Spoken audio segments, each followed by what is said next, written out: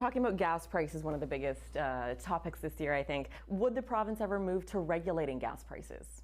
I believe, and that's why we put the Transparency Act in place, was to send a message to the oil and gas industry that, listen, you've got to tell the public why you're taking so much profit when you're not doing that in Alberta, you're not doing that in Saskatchewan, you're not doing that in Ontario or any other part of Canada.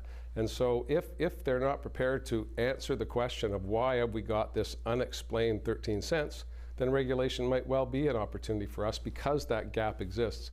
ICBC, will there ever be a day that your government looks to a private insurance model?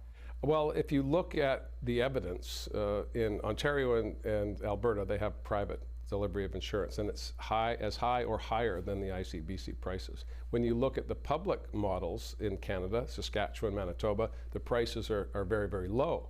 So I believe that the public delivery of insurance is the best way forward. The budget surplus continues to shrink. What is the single biggest concern that keeps you up at night heading into 2020? Well, certainly ICBC, we've already touched upon that. This was the bad gift that keeps on giving. But every premier, every minister in my government knows that we have to work as hard as we can to continue to provide services for people, balance the budget, and make sure that life's more affordable. And those are challenges that we wake up with every day and work through the day and then go to bed at night hoping that we've made some progress.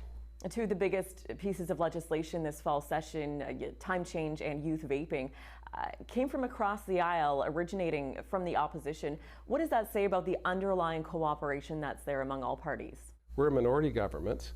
I know there are good ideas in opposition because I spent 12 years there. And you don't have a monopoly on wisdom if you sit in the government benches. We have people from across the province, diverse backgrounds, different needs in their communities. We should listen to everybody. And the advantage of a minority situation is I'm prepared to listen to people when they come forward with ideas because I know how hard it is to make progress in opposition. So I think our Parliament has been successful because of that. And I said to the Prime Minister after he inherited or was elected into a minority, he should embrace it and reach out immediately to every corner of the House of Commons to say, how do we work together for people? Because that's what our communities want. They don't want us to be punching each other in the face. They want us to figure out how we can make their lives better.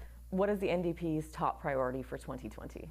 Well, to continue to make life more affordable for people. They want their healthcare system to work, hospitals, schools, all of those things. That's what government's supposed to do.